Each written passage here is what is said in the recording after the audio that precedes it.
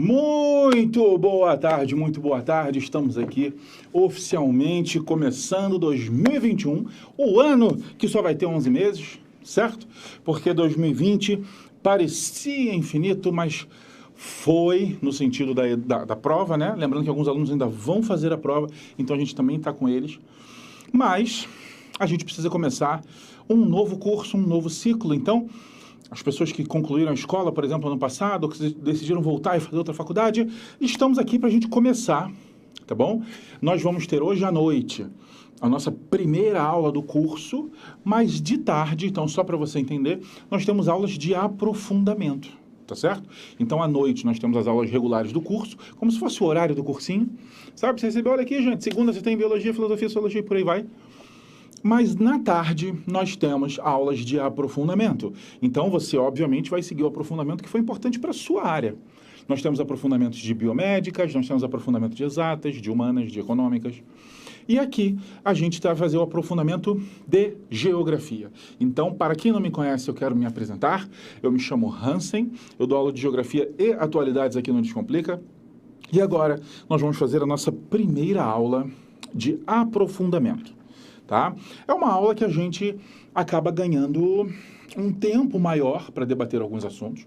Então, a gente vai trazer tanto assuntos novos nessa aula, quanto a gente vai aprofundar alguns assuntos que a gente acha importante para quem faz prova discursiva. Tudo bem? E como é a nossa primeira aula, não tem um lugar melhor para a gente começar que trazendo os principais conceitos de geografia. É isso que a gente vai começar a falar hoje. Vamos começar a falar dos principais conceitos de geografia.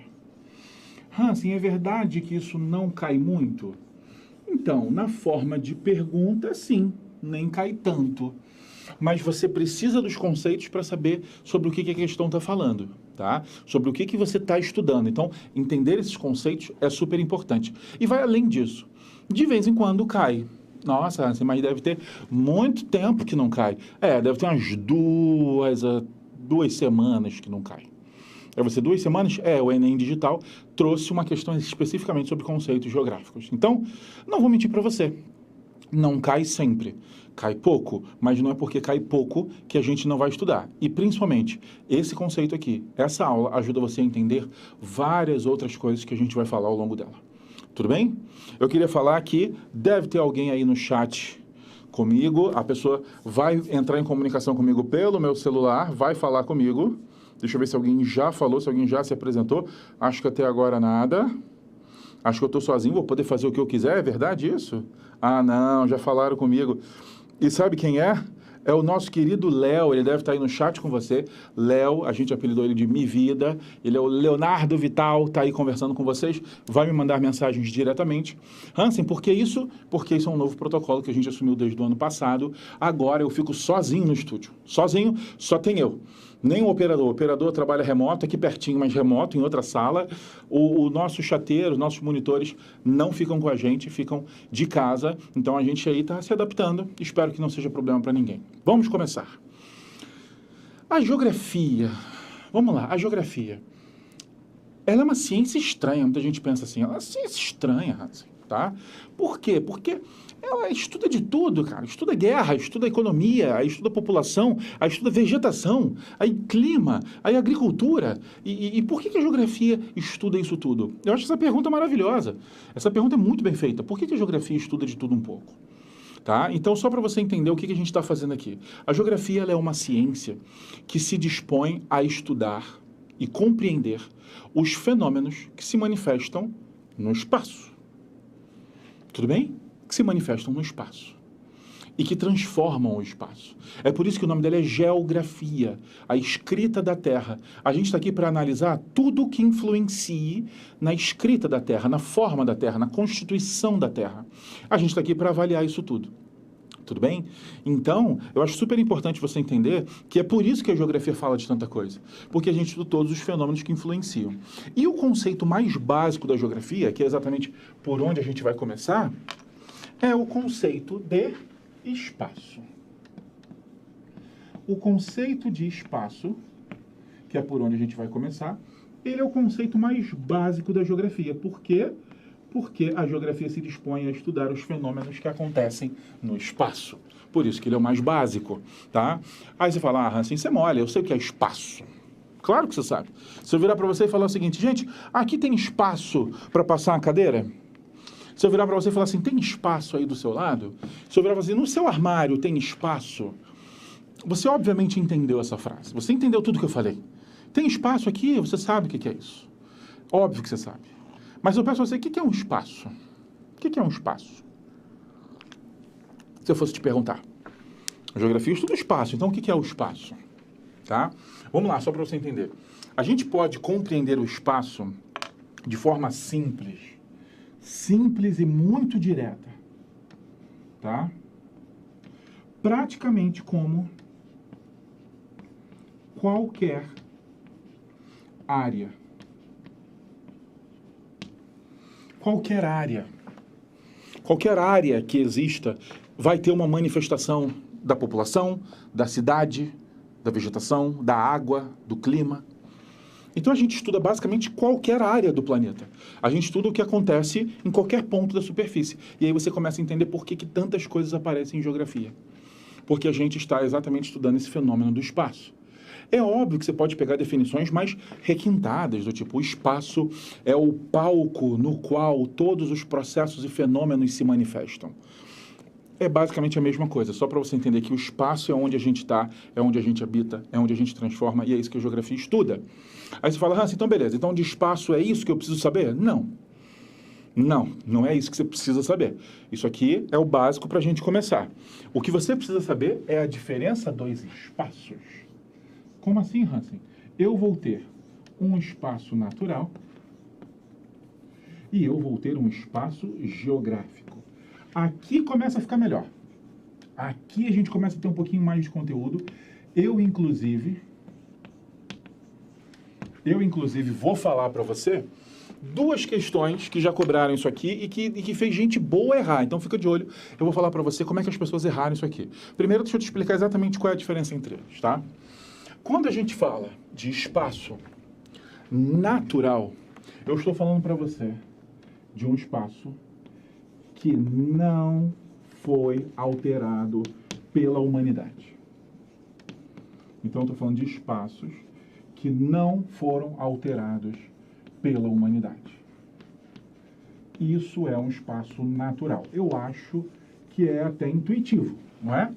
Espaço natural. Ele não foi alterado pela humanidade. Você é verdade, é intuitivo. Só de pensar nisso eu já entendi. Você pode me dar um exemplo de espaço natural? Tá? Você consegue? Rápido assim. Pensa em um espaço natural. Você vai perceber que tem um padrão. São as áreas em que basicamente não tem pessoas. Polos. Antártida, Ártico. O topo das grandes montanhas, Andes, Himalaias, rochosas. O meio do deserto do Saara, o meio do deserto da Austrália, o meio do Oceano Atlântico, o meio da floresta amazônica, o meio da floresta do Congo. É verdade, Racha. O meio das geleiras do norte canadense, o meio da Sibéria, na Rússia. Você fala, é verdade. Esses espaços tendem a ser naturais. Tendem a ser espaços em que a humanidade ainda não alterou, em que a humanidade ainda não deixou sua marca. Realmente, fácil. Você já entendeu. Tudo bem? E o que é espaço geográfico? Acho que ficou intuitivo. Ficou bem intuitivo. Se você entendeu que o espaço natural não foi alterado pela humanidade, acho que você percebeu que o espaço geográfico são aqueles espaços alterados pelas ações humanas. Acho que você já entendeu. Alterados pelas ações humanas. Tudo bem? Acho que essa definição é simples. E aí é mole, né? Mole. Tá? Qualquer cidade, qualquer transformação, qualquer área cortada, qualquer área desmatada, qualquer coisa que a humanidade tenha feito, transforma aquilo num espaço geográfico. Obviamente, onde a gente mora, onde a gente vive, onde a gente passa, tudo isso faz parte do espaço geográfico. Tudo bem? Beleza. Aí você fala assim, Hansen, você prometeu falar de duas questões que cobraram isso aqui, hein? Você não prometeu? Prometi falar de duas questões que cobraram isso aqui, inclusive que gente boa errou. Então, vamos lá, eu vou começar a te explicar. Primeira questão. tá? A primeira questão que eu vou te comentar, ela mostrava uma plantação de soja. Tá? Uma plantação de soja. Não sei se você já viu, centro-oeste brasileiro, uma paisagem muito clássica, áreas de plantação, mas assim, gente, nossa senhora, vegetações infinitas. Infinitas, assim. Plantas, plantas, plantas, plantas, plantas, plantas, plantas, plantas, plantas. Tá? Ou uma atividade que caiu no Enem e que quando caiu, as pessoas tiveram muita dificuldade de falar dela, que é a silvicultura. Tá? Que de forma muito simples, eu ainda não estou explicando isso hoje, seria basicamente o cultivo de árvores. Tá? É uma medida que, em tese, ela é sustentável. Ela, de um lado, retira árvores para atender o mercado e, do outro, ela refloresta. Tá? Então, em tese, a silvicultura é uma atividade sustentável. Tá? Ela retira de um lado, mas refloresta imediatamente, retira, refloresta para não acabar o recurso. Tá? Hansen, por que você falou em tese? Porque, primeiro, nem sempre as atividades que se dizem de silvicultura, elas reflorestam, e em segundo, acontece uma coisa, que é o quê? Elas plantam basicamente uma única árvore, muitas das vezes eucalipto. Aí você fala, ué, Hansen, mas não está certo? Tirou uma árvore e botou outra. Então, não necessariamente. Quando você retira várias árvores diferentes e planta uma só, você está fazendo um problema que cai muito em prova, que é o quê? A perda da biodiversidade. Foi a mesma coisa da plantação de soja. Não caia nessa. Olha o que a questão fez com você. Ela te deu uma imagem de uma plantação de soja e pediu para você falar sobre a ideia de espaço. Você olha um monte de planta, não vê ninguém, só vê planta. Qual é a tua ideia? Acho que é um espaço natural, natureza, planta. Não. Não. A natureza que ali existia, uma floresta biodiversa com animais e tal, ela foi desmatada para você colocar uma plantação de soja única, uma monocultura. Então você tira várias espécies diferentes para botar uma só. Tudo bem? Então, olha só o que a gente está fazendo. A gente está alterando a natureza. Então, mesmo a soja é um espaço geográfico. Tudo bem? Tudo bem até aqui? E a outra questão, essa eu vou falar para vocês e eu vou ter orgulho de vocês, porque eu tenho certeza que vocês vão entender assim que eu começar a falar. E a gente já vai começar o ano, vocês me enchendo de orgulho, isso é muito bom. Vamos lá. Era um texto em que muitas pessoas não vão nem entender o texto, mas vocês vão, tá? O texto falava o seguinte. Grupo de cientistas defendem, não existem mais espaços naturais. E aí o texto só explicava isso. Um grupo de cientistas, ao elaborar pesquisas, constatou que a Terra constam apenas espaços geográficos. Pela sua teoria, não teríamos mais espaços naturais. Gente, esse é o primeiro momento que você vai sentir que está aprendendo. Então, esse momento é muito importante para a gente. O que esse texto quis dizer? Pensa, estou bebendo meu café, porque eu vou até às 8, então estou aqui mantendo o ritmo. O que esse texto quis dizer? Pensa comigo. Não existem espaços naturais, só geográficos. Óbvio que eu vou explicar, mas eu quero que você reflita sozinho. O que ele está dizendo? Ele está dizendo o seguinte, não existem mais espaços que não foram alterados pela humanidade. Não tem mais. Não tem mais. Ele defende que todos os espaços foram alterados pela humanidade. Todos. Aí você fala, todos? Vai me dizer que o topo dos Andes... Vai me dizer que o meio do deserto do Saara, vai me dizer que o meio do Oceano Índico, vai me dizer que todos foram alterados pela humanidade? Essa é a teoria séria de alguns cientistas que defendem isso. É uma teoria muito interessante da gente ouvir. Eles falam assim, sim, a partir do momento que a humanidade apresenta problemas como o aquecimento global, mesmo uma área em que um ser humano nunca pisou, pode ser alterado pela humanidade. Quando a gente tem o degelo do Ártico, quando a gente tem o derretimento de calotas em cima de montanhas, e isso aumenta o volume de água de rios, quando a gente tem vegetações desaparecendo, quando a gente tem queimadas naturais. Gente, só para vocês terem uma ideia, ano passado, 2020, além da pandemia do Covid, que óbvio, e era o assunto do ano e não tinha como não ser, nós tivemos, não só no Brasil, o problema das queimadas. Acho que todo mundo lembra o que foram as queimadas no Pantanal. Mas nós tivemos problemas de queimadas a nível mundial. A Califórnia teve piores queimadas da história. Portugal teve piores queimadas da história. A Austrália teve pior queimada da história de forma imbatível. Aí você, Hansen, como é que você me diz que é imbatível? Como é que você vai saber que a queimada da Austrália foi a pior da história? Foi imbatível, porque o que sobrou na Austrália é uma área menor do que a área que já foi queimada. Então, o que já foi queimado já é recorde de queimadas, porque o que sobrou é menor do que o que foi destruído. Então, a gente teve incêndio na Sibéria. Na Sibéria, queimada natural na Sibéria. As pessoas não sabiam nem lidar com aquilo. Gente, vamos lá, para e pensa.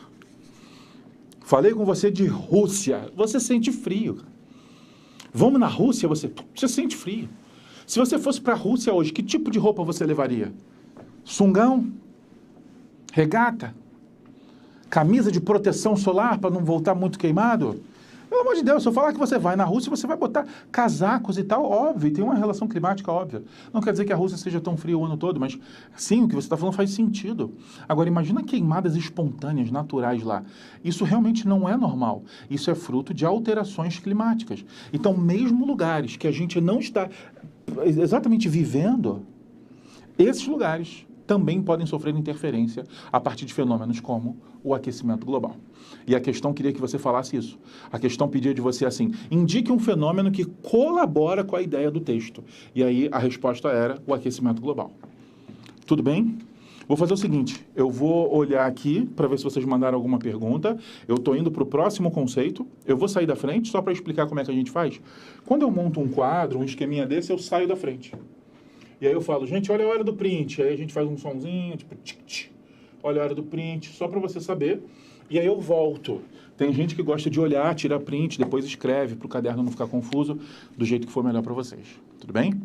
Eu já vou pedir para o Léo, para o Me Vida, me mandar as questões. Saudade, querido, de você. Léo é um sucesso nas redes sociais. Léo, vou pedir para você me mandar perguntas, se tiver. E eu queria falar uma coisa para vocês, que é uma alteração recente e que muita gente nunca ouviu falar. Então, a gente mais para frente vai ter aula de impacto ambiental. Não se preocupa, eu não espero que você entenda tudo hoje, não é esse o objetivo. Mas eu já vou falar para você uma coisa que muita gente nunca ouviu falar, e aí você já fica inteirado no assunto. Que é a ideia do terceiro polo do mundo. Aí você está doido, o mundo só tem 2 polos. Polo Norte e Polo Sul. Você está certo, o mundo só tem 2 polos. Mas uma região do mundo foi apelidada de terceiro polo. Que região é essa, Hansen? O Himalaia, a cordilheira do Himalaia. O topo das montanhas mais altas, gente, a gente vai aprender isso em clima, eles são congelados, os topos são congelados. Então, são, na verdade, grandes reservatórios de água. Áreas congeladas são grandes reservatórios de água. E o Himalaia é uma área tão grande e que concentra tanta água que já está, inclusive, gerando disputa por essa água. Isso já apareceu em alguns vestibulares locais. Não no Enem, mas em alguns vestibulares locais. A disputa de água na região da Caxemira, na região do Himalaia. Tudo bem? Porque ali a gente chama de terceiro polo. E isso virou notícia porque a gente está assistindo um acelerar do derretimento da água desse terceiro polo. Não sei se o Me Vida consegue achar uma imagem, botar terceiro polo, mandar para vocês verem, tá? Mas, enfim, só para a gente ficar de olho. Deixa eu ver se tem dúvida. Cadê? Deixa eu ver se tem dúvida. Esse é o novo normal. Ó.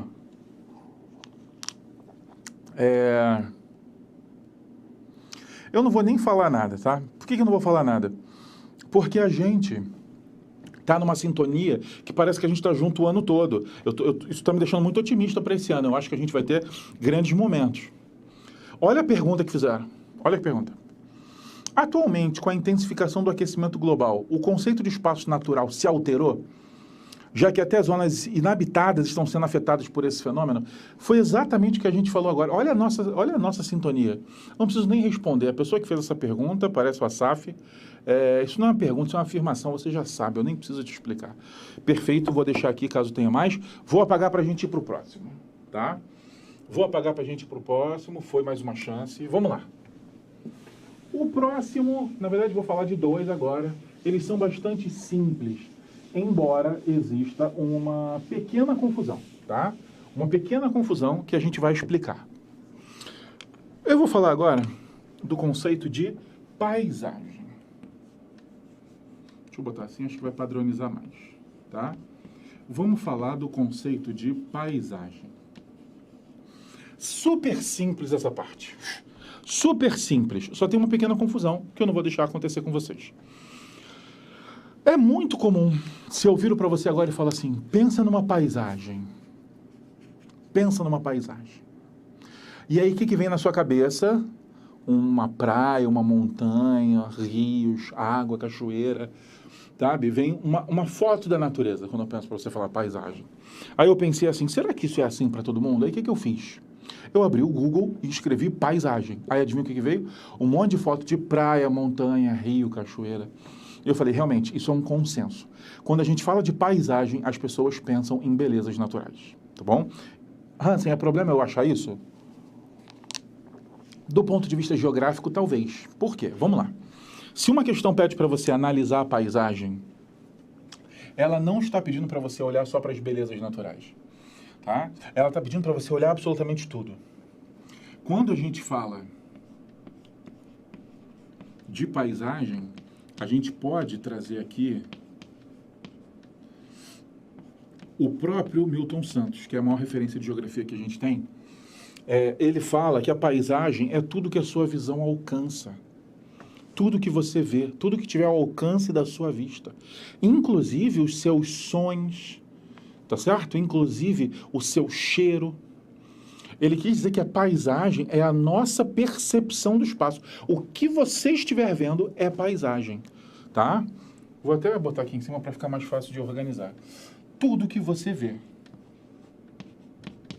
Tá? Agora, é óbvio que eu posso ter tipos de paisagem.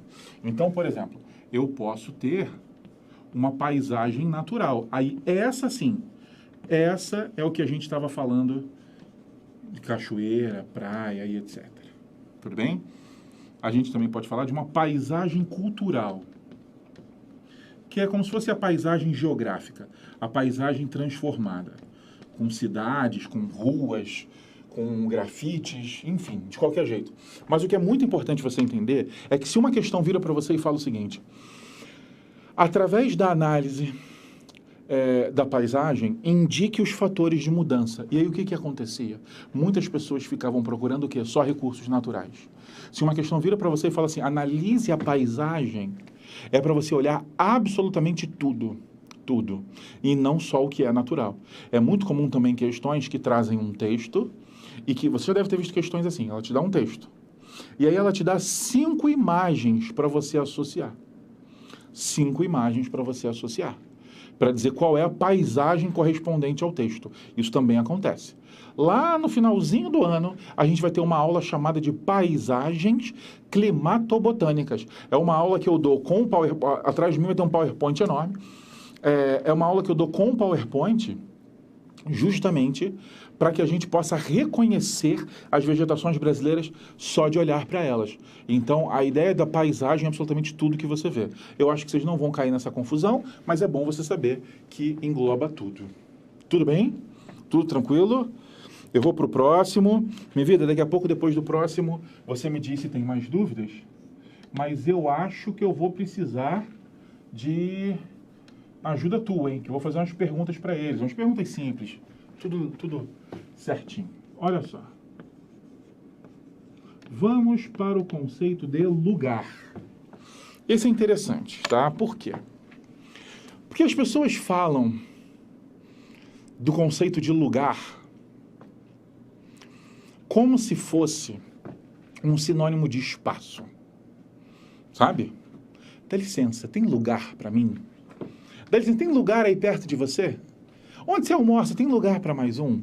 É muito comum a gente usar assim, Hansen, está errado? Não, não está errado. Tá? A gente não pode transformar a comunicação em algo tão científico. Tá? As pessoas precisam se entender, a língua é uma coisa viva. Se lugar ganhou essa conotação, tudo bem, a gente pode usar. Mas quando a gente está falando de um vestibular, aí eu preciso te passar o conceito correto. Aí eu preciso te passar o que o vestibular quer dizer quando ele pergunta para você sobre o conceito de lugar, tudo bem? O lugar, dentro da ótica geográfica, ele é um espaço, vamos lá, ele é um espaço pelo qual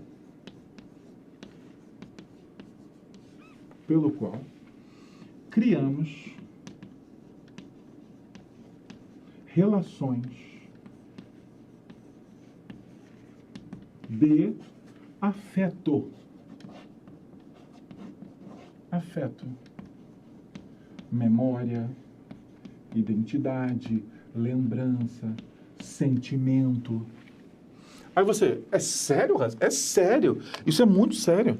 O lugar, ele é aquele espaço pelo qual você tem memória, relação, identidade, sentimento, paixão, sensação de pertencimento.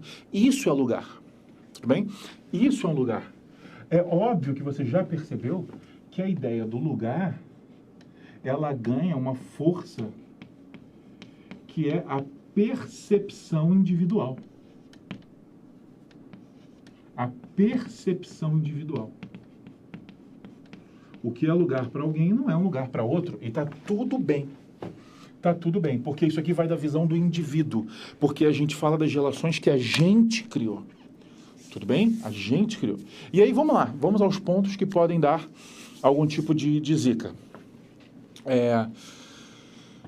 Afeto. Afeto, ao contrário do que parece, não necessariamente é uma coisa boa.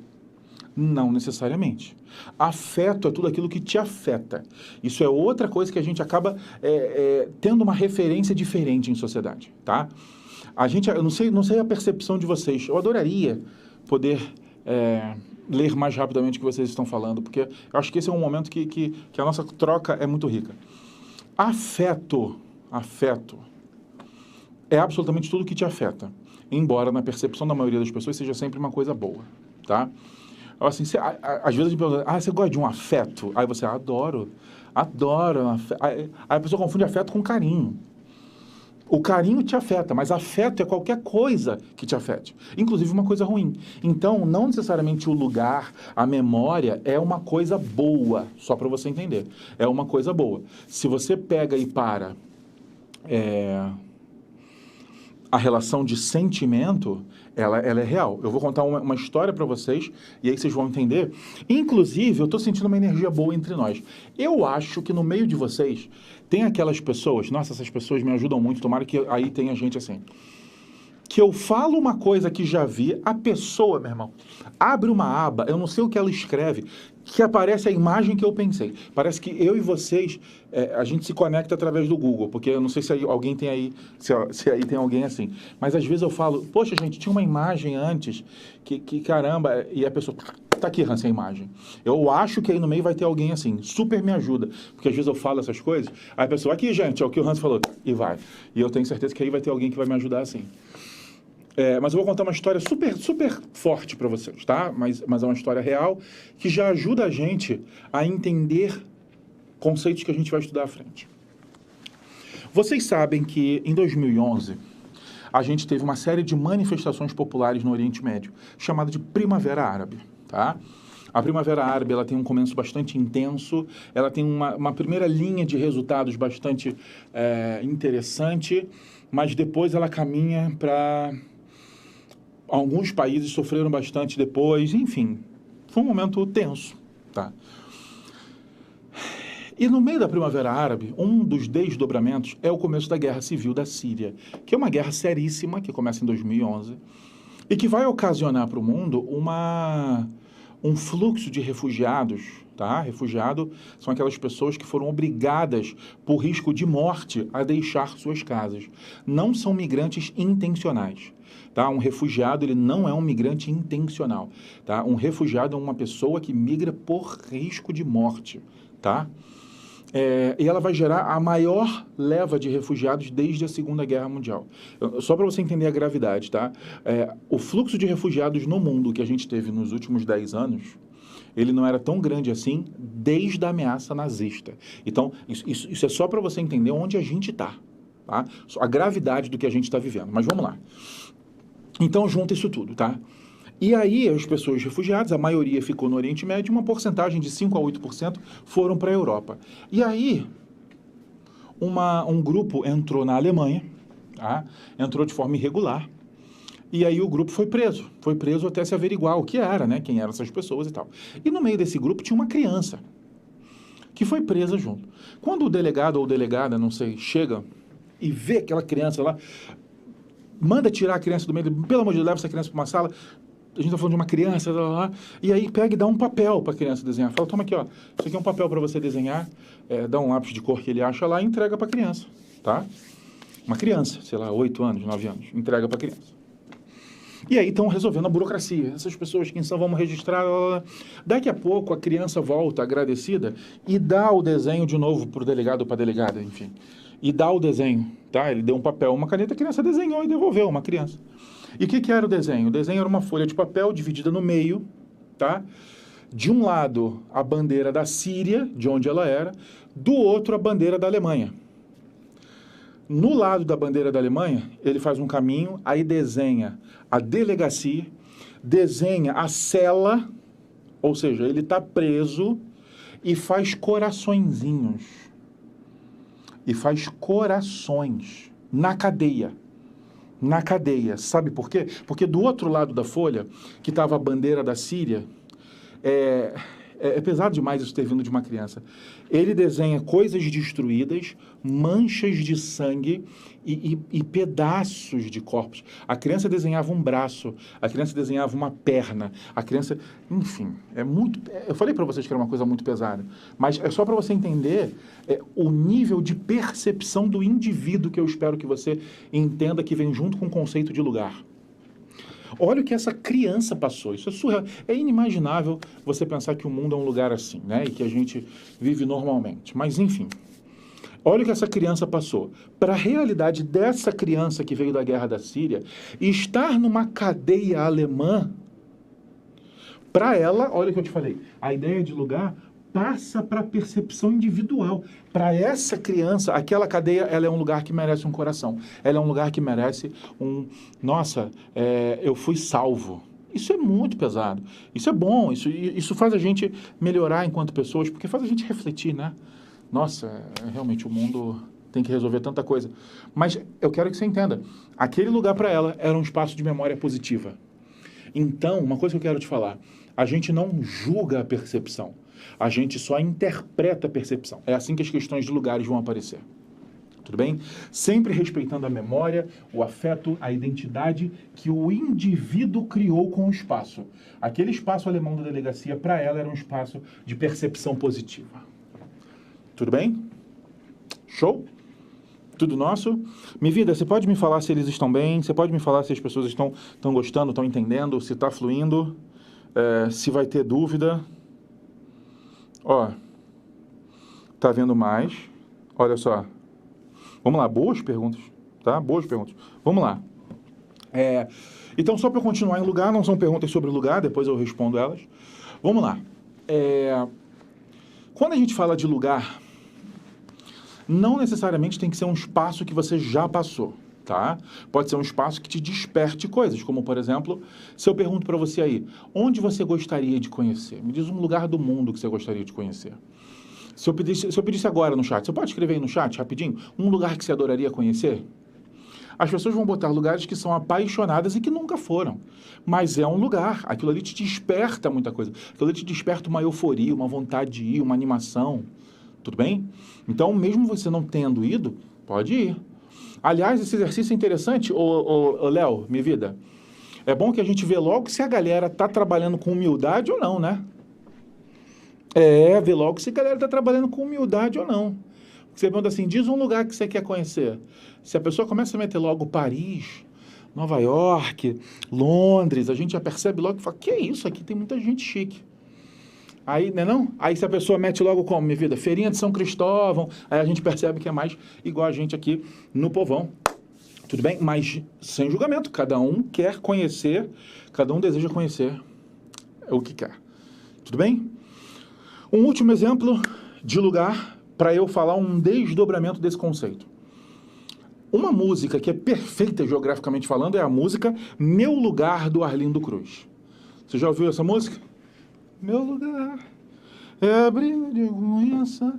Sabe, essa música fez parte, e aí por favor corrija-me se eu estiver errado, da trilha sonora da maior novela de todos os tempos do Brasil, Avenida Brasil. Uma novela de todos os tempos, Avenida Brasil. Só que lá, em vez de cantar em Madureira, que é o que o Arlindo Cruz canta, porque ele está falando da memória dele, de quando ele era criança, certo? Que ele via lá o império, a portela, o terreiro, as pessoas comendo na esquina. Ele fala da memória dele com Madureira. Em Madureira... Sabe? Aí na Avenida Brasil virou Em Divino, lembra? Mas essa música, ela é conceitualmente perfeita. O meu lugar. Meu lugar, a minha percepção, a minha visão de mundo é esse lugar. Madureira foi onde eu cresci, é a visão dele para lugar. Tudo bem? Maravilha, esse exemplo é muito bom. Se você é fã de Avenida Brasil, você aprendeu Em Divino. Se você acompanhou as aventuras de Carminha, de Jorginho, de Tufão, certo? Vamos lá. Agora, existe um desdobramento aqui, que é um conceito até novo e que muitas pessoas ainda estão falando, que seria a ideia do não lugar. Tá? Do não lugar. O que seria isso? Se o lugar é exatamente o espaço que te desperta afeto, o não lugar seria aquele espaço que te desperta nada. Cuidado para não achar que lugar é positivo e não lugar é negativo. Não. Seja positivo, seja negativo, qualquer coisa que te traga memória e associação é lugar. O não lugar é aquilo que te desperta nada, tá? Vamos dar exemplos de não lugares. Você aí... Vamos fazer um leilão? Minha vida, olha esse leilão aí para mim no chat. Por favor, coloque no chat quantas horas você já passou num carro viajando. Sabe, brasileiro faz muito isso. Sabe essas viagens? 10, 12, 15, 20 horas, não sei aí. Alguém vai ganhar esse leilão, sabe? Viagem de quantas horas você já fez? Sabe? De quantas horas? Quando você faz uma viagem dessa, 15 horas, 20 horas de carro, eu não sei o que vai aparecer. O Minha Vida deve estar de olho aí para saber qual é quem vai ganhar esse leilão, de quantas horas já passou no carro. Quando você faz uma viagem dessa, além de você ficar com a coluna quebrada, a bunda reta, que não aguenta mais, isso se você não foi abraçada num travesseiro porque não tinha espaço, enfim, você passa por dezenas de cidades, literalmente dezenas de cidades, dezenas. Aquele lugar que às vezes tem a fiscalização, né, o pardal, que você tem que frear, tem que passar devagar, você passa por dezenas de cidades, dezenas. Você lembra de alguma? Qual é a relação que elas têm com você? O que ela te despertou? Nada. Tá? Ela é um lugar que não te traz memória, não te traz afeto, não te traz nada. Ela é um não lugar. Aeroporto, às vezes você vai fazer uma viagem e faz conexão. Aí parem alguns aeroportos que você nem lembra dele, às vezes você nem lembra que parou no aeroporto e tal. Você fica ali, para você ele é uma sala que você fica esperando. Tá? Aquilo ali é um exemplo de não lugar. Tá certo? Tá show de... Minha vida, aparentemente está tudo bem. Vou sair da frente aí, ó, pro print. Foi o print? Vamos continuar, hein? Vamos continuar. Vou apagar. Minha vida vai me passando ali, ó. Vai me passando se está tudo bem. Vamos lá. Ó. Então, fizeram uma pergunta ali boa, que na verdade eu vou terminar de responder hoje para vocês, que é o seguinte.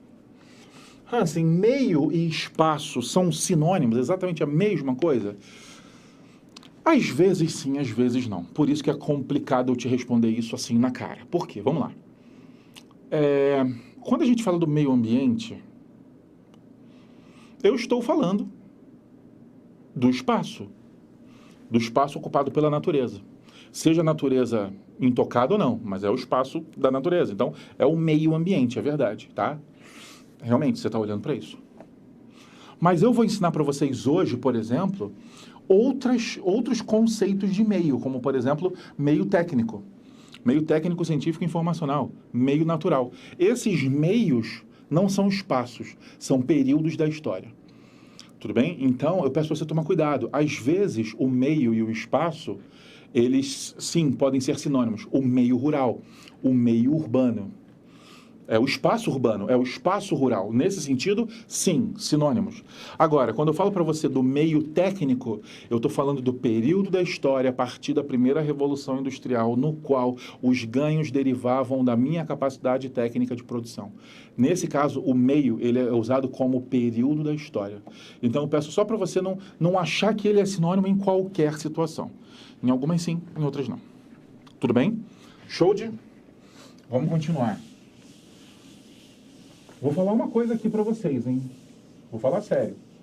é muito legal, porque ao longo do ano, isso é muito bom. Ao longo do ano, as perguntas de vocês melhoram muito, muito assim. Não que vocês façam perguntas ruins no começo do ano, de maneira nenhuma.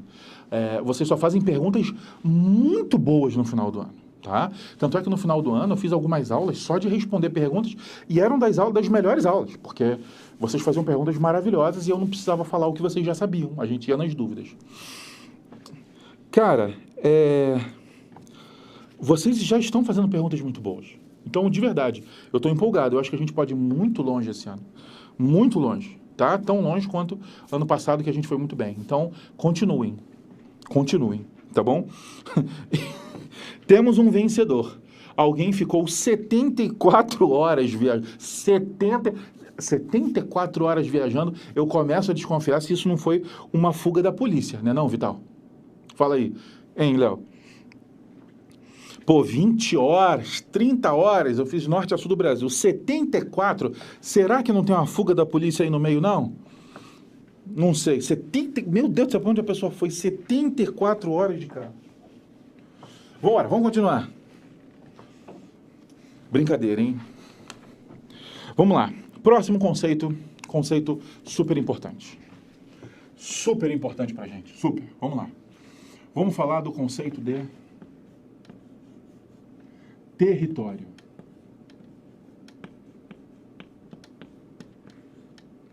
Olha só, de todos os conceitos, se você tiver que escolher um para aprender, você aprende o de território, tá? Ele é o mais importante. Por que, Hans? Porque o território é mais importante? Porque você acha? Não. Porque é o que mais cai. De todas as questões de vestibular, o conceito de geografia que mais aparece em enunciado, em perguntas, em textos, é o de território, tá? Então, como aqui a gente tem um objetivo claro, que é passar conteúdos para vocês que caem no vestibular, para que vocês acertem e entrem na faculdade a partir do próximo Enem Sisu, a gente precisa destacar aqui o que mais cai. E o que mais cai é o conceito de território. Tudo bem? Vamos lá. O que é um território? Ele é um espaço delimitado. Então, olha só, a primeira coisa importante para a gente olhar, ele não é infinito. Ele é um espaço delimitado, ele tem começo e fim, tá? Ele é um espaço delimitado por relações de poder e ou posse. Um espaço delimitado por relações de poder e posse. Tá? O que é um território? É um espaço no qual alguém mande. É um espaço no qual alguém exerça poder. Quando você entende isso, as coisas começam a fluir, tá bom? É um espaço no qual alguém exerce poder ou posse. Vamos lá. Vamos ao primeiro exemplo. Primeirão. Exemplo. Quando eu falar para você do território nacional,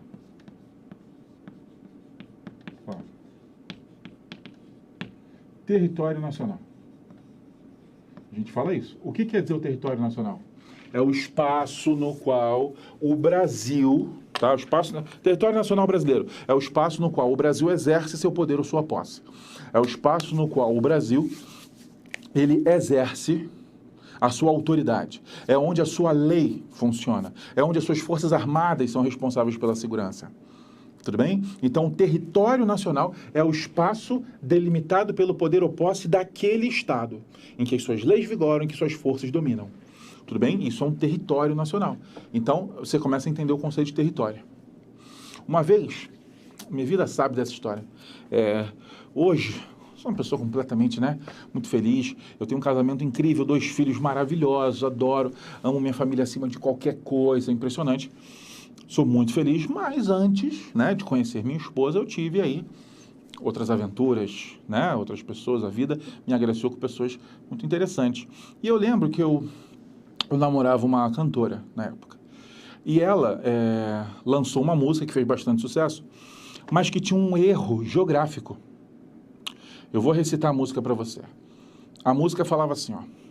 Chegou no meu espaço, mandando num pedaço, amor que não é brincadeira.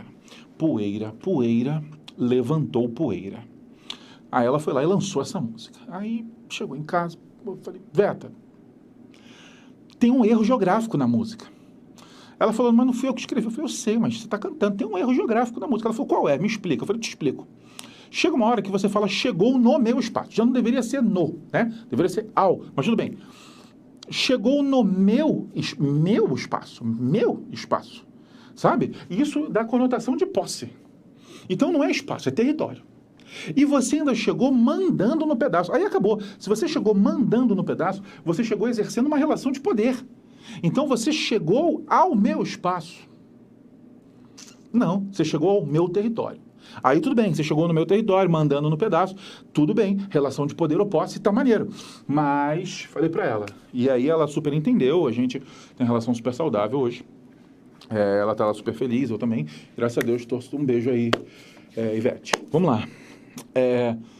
Continuando, minha vida, como é que eles estão? Me diz se tá tudo bem, porque território tem mais coisa, tem bem mais coisas pra falar. Me diz se eles estão bem, eu tô aqui com nossa comunicação aberta em tempo real. Vamos continuar. Tá? Ele vai me falar. Ó, vamos lá. Entendido isso aqui, a gente pode trazer outros exemplos, tá? Exemplos importantes, como, por exemplo, termos que aparecem em prova. Disputas territoriais. Tudo bem? Disputas territoriais. Isso aqui aparece muito. O que essa frase quer dizer? Quando eu tenho diferentes governos ou grupos disputando, guerreando, brigando para saber qual deles vai poder exercer poder ou posse em cima de uma terra.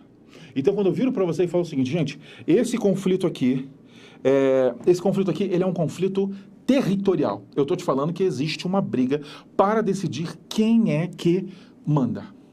Tudo bem? Quem é que manda? A gente pode dar exemplos aqui? Óbvio que a gente pode dar exemplos.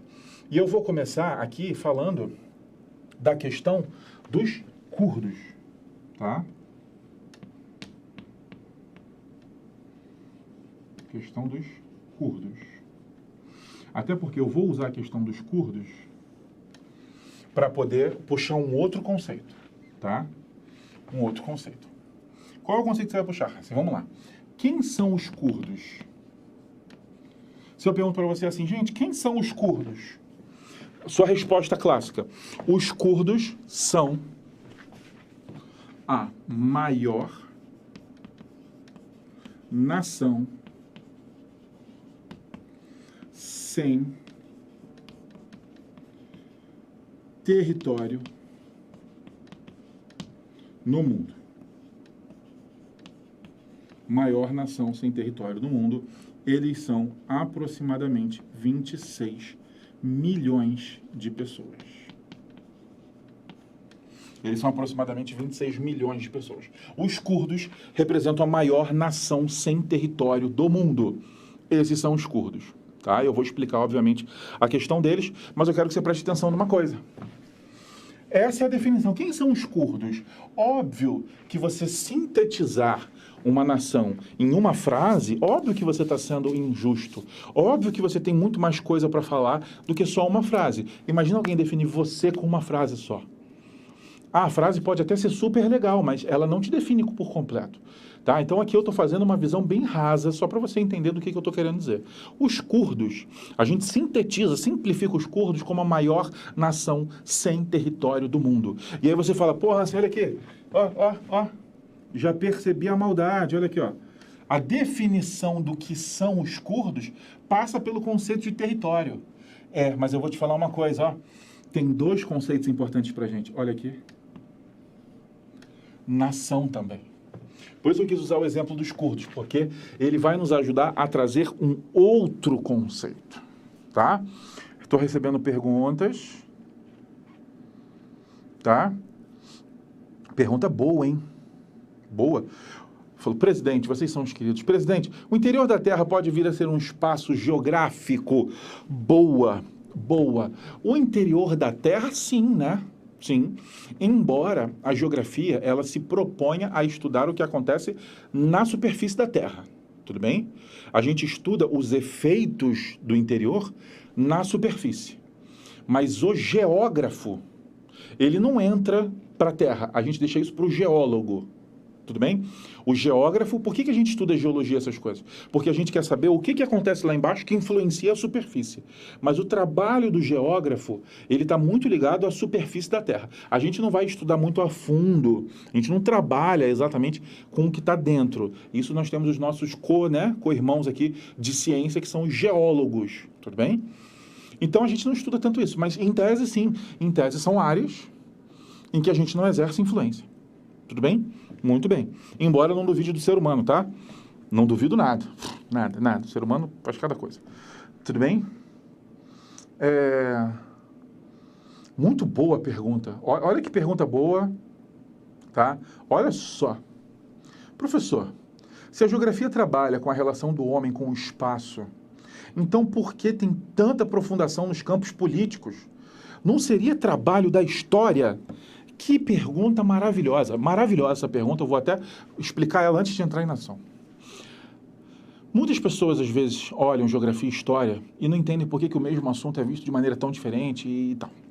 A história, ela é uma ciência fantástica, que ela analisa as relações políticas, e aí a sua pergunta está muito precisa, políticas e sociais, ao longo do tempo. A história, ela se sacramenta no tempo. Tudo bem? Hans, a história não leva em consideração o espaço? Leva, mas ela está agarrada ao tempo. A história, ela olha a humanidade em cronologia, ela olha a humanidade em evolução. É isso que a história faz. E ela analisa nessa evolução as relações sociais e políticas. E aí você tem a história, que talvez sejam as aulas que as pessoas mais gostem de assistir, né? As pessoas amam assistir aulas de história. Justamente por isso, é muito interessante. A geografia, ela é uma ciência que às vezes olha para os mesmos eventos. A história vai falar de indústria no Brasil, a geografia também fala de indústria no Brasil, tá? Só que em tese, a geografia olha para os processos que geram transformações no espaço. A geografia, ela olha para os processos que vão alterar a forma como a gente organiza o espaço. Então a sua pergunta está muito certa, no sentido que você fala assim, cara, às vezes o geógrafo não entra demais no campo político? Sim, às vezes ele entra demais. Às vezes para se fazer uma análise geográfica, eu não precisaria entrar tanto. Tá? Óbvio, mas aí a gente tem que tomar cuidado de onde isso está acontecendo. Se é na sala, se é na vida pessoal, e aí obviamente não tem limite. Mas quando a gente fala da análise geográfica, o que eu estou vendo? Eu vou falar de política com vocês? Vou, a partir do momento que essa política altera a forma como a gente relaciona com o espaço. Exemplo, eu vou falar com você do governo JK. Por quê? Porque foi no governo JK que a gente assumiu o rodoviarismo como modelo de transporte no Brasil. E isso gerou profundas transformações, não só na implantação de estradas, mas na forma como as pessoas se deslocam no Brasil, na dinâmica dos grandes centros urbanos. Então, para mim, falar da política de investimento do JK no rodoviarismo faz sentido porque eu estou olhando para o efeito que aquilo teve no espaço. Falar da política industrial do Vargas é fundamental para a geografia, porque quando ele concentra no Sudeste, ele provoca um enorme fluxo migratório para cá. Então, para mim, faz sentido. Tudo bem? Para mim, faz sentido. Agora, realmente, aquelas relações que são apenas decisões, questionamentos, evoluções e revoluções sociais e políticas, elas, em tese, estão com os nossos irmãos do outro lado da história. Tudo bem? Sua pergunta ela é muito boa, muito boa. Mas só para te responder também, não quer dizer que a gente não olhe para campos políticos. Em tese, o geógrafo olha para os campos políticos que geram relações no espaço. Quem fez essa pergunta, que é uma pergunta muito boa, e aliás, todo mundo, se puder falar para o Me Vida aí que ficou ok a explicação, porque não é uma explicação simples, mas eu já estou vendo que vocês trabalham num ritmo bom. Então, eu também estou seguindo um ritmo bom. Só dá um ok aí para o Me Vida. Se está tudo bem, se essa explicação foi boa, se ficou claro. Então, a gente vai entrar em campos políticos quando isso interfira no espaço. Fora isso, realmente, talvez a gente não precise. Tudo bem? Adorei a pergunta. Vamos lá. Vamos voltar para cá, o Me Vida vai me responder, vocês vão falar para ele se está tudo bem. Pô, entendi, Hans, pô, maneiro. Entendi, ficou claro, tá? E aí, só a última pergunta, para não deixar em branco, né? O não lugar seria um lugar que eu não conheço, então? Sim, um lugar que você não conhece, que você não sabe o nome, que não te desperta nada, ele, para você, ele é um não lugar, tá? Só que o mais interessante é perceber como que às vezes você passa por um espaço e ele representa nada para você, então mesmo estando lá, ele vira um não lugar para você, essa é a dificuldade. Mas sim, os lugares que você não conhece, realmente vão ser não lugares. Tudo bem? Minha vida, depois você me disse se está tudo bem. Vamos lá. Deixa eu aproveitar a deixa aqui dos curdos para falar o que eu quero dizer aqui. Os curdos são uma nação sem território. Então, o conceito de território você já conhece, mas agora entra a questão da nação. Vamos lá. O que é uma nação? Uma nação, ela é uma população. Então, perceba a diferença. Enquanto o território é um espaço, a nação é uma população. Tá bom? O que é uma nação? É uma população que partilha de mesma identidade. É uma população que partilha de mesmos elementos históricos, culturais, sociais, políticos, religiosos. Tudo bem? Uma nação é um conjunto de pessoas que se entendem como a mesma coisa. Aí vamos lá, coisa óbvia, tá? A nação brasileira. A nação brasileira, ela é um conjunto de pessoas que se entendem como brasileiros. Algumas amam muito, outras criticam muito, mas o importante é como você se entende, tem a ver com a sua identidade. Você pode criticar, você pode amar, você pode odiar, mas é como você se entende. Então a nação é um conjunto de pessoas que se entendem como uma identidade. No caso aqui a gente está falando do Brasil. E aí você fala assim, é verdade, Hansen, as pessoas no Brasil são tão diferentes. Por que nós temos uma mesma identidade? Porque a gente partilha de mesmas referências. Por isso que eu falei, você pode gostar ou não, mas a referência é a mesma. Me dá um exemplo de referência, Hansen? Claro, a língua portuguesa. Nós falamos português. É óbvio que nós temos vários sotaques. Vários sotaques. Sei lá, se eu fosse do Sul, eu estaria aqui falando, capaz, vamos falar, sabe? Se eu fosse do Sul. Se eu fosse de Brasília, eu podia estar aqui falando para você, sou de Brasília, sabe? Se eu fosse de São Paulo, eu poderia estar dando aula aqui com português de São Paulo. Eu falo, porra, vamos falar aqui, ó, de conceito geográfico, meu. Então, assim, tem várias formas. Eu poderia estar falando com um sotaque mais puxado. Vamos falar hoje? Vai ser massa, sabe? Então, assim, mas não interessa, mas tudo é português. E é português do Brasil, não é português de Portugal. Perceba como é um fator de identidade. Se aparece alguém aqui falando assim, vamos falar de conceitos geográficos, você já fala, não, tu não é brasileiro, não, tu é português. Olha isso. Mas quando um sotaque é brasileiro, você fala, não, beleza, esse é brasileiro. Então, existe a língua. A língua é um fator de identidade entre nós. Por exemplo, eu sou muito carioca, né? Então, você vai ver que eu coloco X onde não tem. Várias palavras aqui eu vou colocar X. Desculpa, gente, se isso incomoda você. Mas eu não sei. Eu posso até trabalhar, mas eu acho que eu não consigo mais. Eu invento X, né? Eu vou botando X. Espero que não incomode você, mas talvez você tenha outro sotaque, mas não importa, você está me entendendo. Se você vier falar comigo, eu vou te entender, porque a gente partilha da língua. Outra coisa, o Brasil, ele é um país cristão. Não importa se você é cristão ou não. Você entende o que é o cristianismo. Inclusive para decidir não seguir outra coisa. Não, Hansen, eu sou judeu, eu sou islâmico, não tenho zero problema. Zero problema, tá? De maneira nenhuma. Mas você entende que o Brasil, como um dos maiores países cristãos do mundo, as pessoas têm a referência do que é o cristianismo. Pelo menos você sabe. História. A gente entende que a história do Brasil ela é reescrita a partir de 1500 como você aprende quando você é da escola, quando descobrem o Brasil, né? Ou quando você cresce um pouco e pensa quando o Brasil foi invadido por Portugal. Tá? Então, mas a gente sabe que tem 1500 ali, uma ruptura, tanto é que a gente fala português hoje. Então a gente tem referências culturais. Você sabe o que é carnaval? Você sabe o que é carnaval? Nossa, eu odeio carnaval. Nossa, eu amo carnaval. Não interessa, todo mundo aqui sabe o que é carnaval. Então nós, enquanto nação brasileira, a gente divide uma mesma história, a gente divide uma mesma referência. O uso da palavra nação, ele também pode ser usado em momentos em que as pessoas partilham das mesmas paixões. Como assim das mesmas paixões, Hansen? Por exemplo, quando eu tenho um grupo de pessoas que ama a mesma coisa. Tanto é que a torcida do Flamengo ela tem um apelido. Alguém sabe qual é o apelido da torcida do Flamengo? É a nação rubro-negra.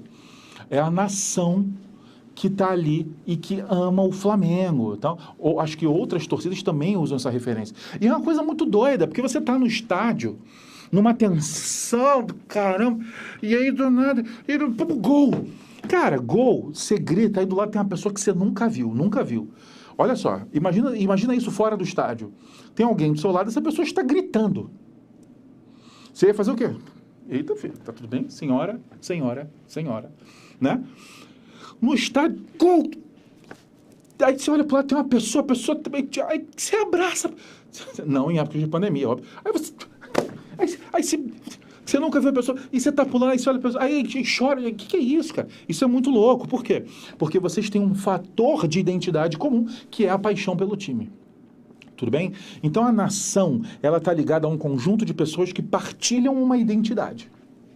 Então quando eu falo para você que os curdos são a maior nação, eu quero que você pense assim, eles são o maior grupo de pessoas que dividem uma mesma identidade e que não possuem território no mundo. Agora a gente começa a entender a questão.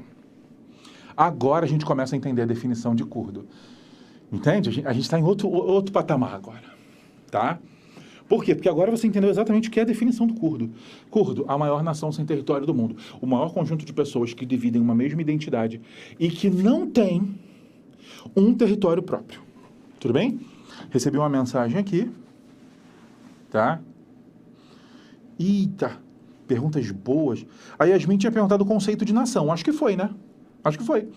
Esse conjunto de pessoas, obviamente resumido, esse conjunto de pessoas que dividem uma mesma identidade. Tudo bem? Que partilham de traços identitários comuns, tá bom? E aí a pergunta é, Evelyn, as pessoas que não têm nacionalidade brasileira, mas moram aqui, no Brasil, são consideradas partes da nação? Depende, Evelyn, se elas vão assumir a identidade brasileira, tá? Depende se elas vão assumir. Se ela tiver uma mesma identidade, se ela não nasceu no Brasil, mas ela cresceu no Brasil, ela se entende por brasileira, ela fala português, ela estudou a história do Brasil, ela estuda no Brasil, ela tem filhos brasileiros, ela faz parte, porque a identidade é a mesma. Tudo bem? Agora, se uma pessoa já veio para cá adulta, fala um português carregado, é mais difícil. Mas se a pessoa assumir a identidade, sim, pode ser. Tá bom? Minha vida, tá tudo bem, né? Então vamos lá. Agora que vocês entenderam o que é a definição de nação e de território, eu posso explicar rapidamente a questão dos curdos. Gente, o que acontece com os curdos? Acontece o seguinte, olha só. Nós temos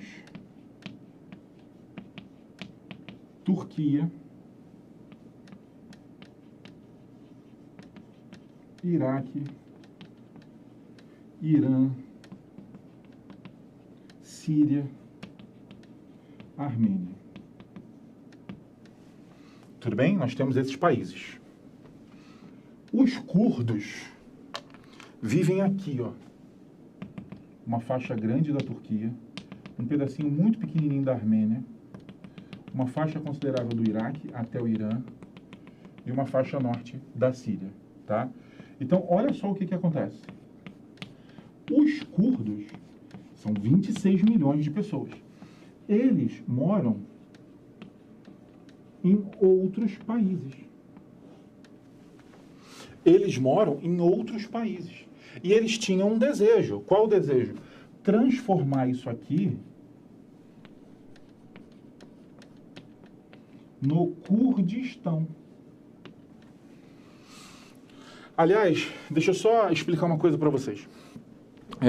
Às vezes as pessoas perguntam, por que tem tanto país com estão, Hansen? Turcomenistão, Uzbequistão, os curdos querem fazer o Kurdistão. Por que isso? Porque esse final estão, ele deriva do latim, que quer dizer stare, tá? Que quer dizer, na verdade, o lugar ao qual eu pertenço ou me pertence. Tudo bem? Então, quando eu falo para você que aqui é o Uzbequistão, eu quero que você saiba que aqui é a terra que pertence ao povo uzbeque. Tudo bem? Então, quando eu falo de formar um Kurdistão, eu estou falando para você que os curdos teriam um lugar ao qual lhes pertence. Essa é a ideia, tá? Os curdos adorariam formar o Kurdistão, só que não dá. Por que não dá? Porque para formar o Kurdistão, eles precisariam receber terras da Turquia, um pouquinho de terra da Armênia, terra da Síria, terra do Iraque, bastante terra do Irã também. Para que isso aconteça, eles precisariam ganhar isso aqui. Qual desses países doou terra para os curdos? Nenhum. Nenhum. Então, olha que louco.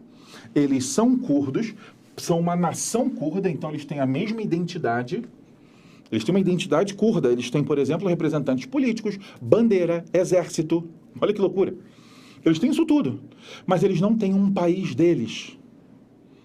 Então é como se você continuasse se achando brasileiro, mas o Brasil fosse englobado pela Argentina. Oficialmente você ia morar na Argentina, mas quando alguém fosse falar com você, você fala, não, falo português, tá maluco, não sou argentino, sou brasileiro. Na hora que fosse para torcer por um time, você fala, não, vou torcer por time brasileiro, porque eu não torço para time argentino, sou brasileiro. Na hora de falar de história, você fala, não, minha história não é essa, minha história é outra, porque... Você entende? O que os curdos vivem é o seguinte, eles possuem uma identidade, mas vivem em outro território. Eles não exercem poder, eles não têm posse do lugar que eles vivem. A grande luta deles é ter essa posse. Tudo bem? Ah, entendi. Então vamos lá, vamos partir para outro conceito importante? Qual é o outro conceito importante? Quando uma população, uma nação, tem um território... Vamos lá, atenção nisso, tá? Atenção nisso, porque isso é bastante importante.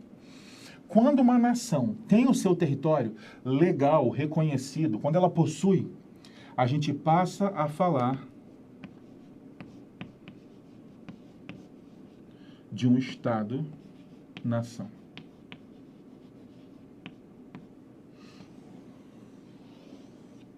O que seria esse Estado-nação? Seria a junção, tá? A junção de um território mais uma nação. Ou seja, é uma nação que possui um Estado legítimo, reconhecido e legal. Tudo bem? Quando uma nação, quando uma população tem seu Estado reconhecido, tem seu Estado legal, a gente está falando de um Estado-nação. Ficou claro? Ficou claro? Tá? Então vamos lá. O que é um Estado? Um Estado é um território autônomo. Um Estado é um país. O que a gente chama de país hoje é um Estado. Então, o que é esse Estado? Esse Estado é uma organização governamental que controla de forma independente o seu território. O Brasil, ele é um Estado. Por quê? Porque o Brasil tem território e o Brasil é independente para gerir o seu território. Nós não somos colônia de ninguém. Nós somos independentes. Então, nós somos um Estado. E dentro desse Estado, nós temos um conjunto de pessoas que se acham brasileiras, que é uma nação brasileira. Então, o Brasil ele tem, ao mesmo tempo, um Estado, um território, um espaço, e nesse espaço, uma população que se entende por brasileira. Quando a gente junta, a gente tem um Estado-nação. Tá? Aqui no Brasil, nós temos um Estado-nação. Maravilha? Minha vida, me diz como é que tá. Tá? Deixa eu botar aqui, por exemplo...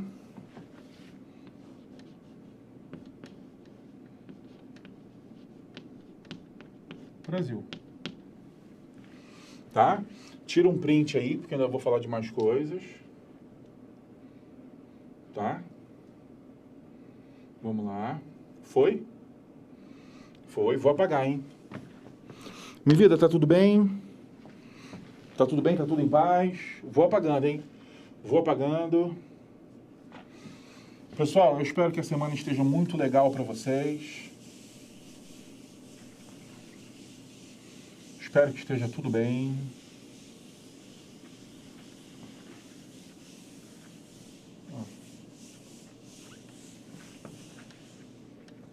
Vamos lá.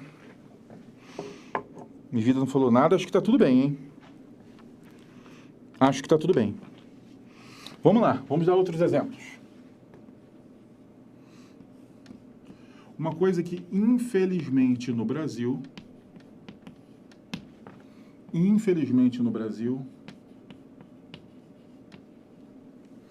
acontece. Território do crime, tá?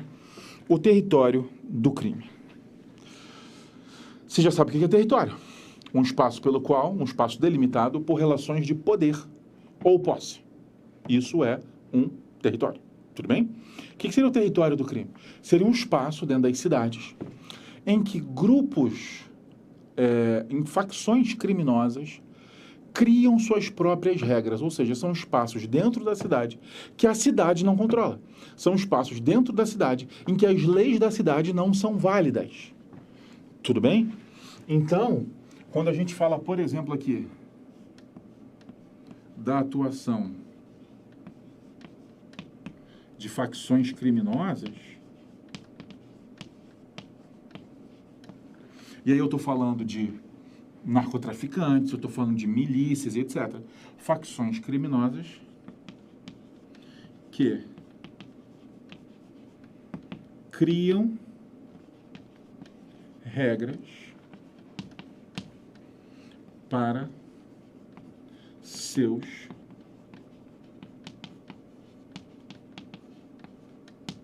territórios. Assim, como assim regra? Por exemplo, às vezes, grupos traficantes ou até milícias que falam, por exemplo, aqui não entra Uber. Ou que falam, aqui tem toque de recolher. Essa lei não existe no Brasil. Isso não é uma regra brasileira, isso é uma regra que eles inventaram para aquele espaço que eles controlam. Ou quando ele fala, aqui só pode comprar gás com fulano. Aqui não pode ter serviço de tal. Então, toda vez que você organiza isso, não preciso nem falar, lugares que vendem drogas, certo? Não é legalizado, não é liberado vender drogas, pelo menos o grupo selecionado de drogas no Brasil, certo? Se você for em determinados lugares, vende livremente. Então, ali, a lei brasileira ela não consegue exercer a sua autoridade. Por quê? Porque existe um outro grupo exercendo autoridade naquele lugar. Ali é o território do crime. Regras próprias, inclusive julgamentos próprios, execuções e etc. Tudo bem? Que, obviamente, não respeitam a Constituição do país. Show de? Então tá, vamos lá. Um outro exemplo para a gente passar dos territórios é a ideia de separatismos e conquistas territoriais.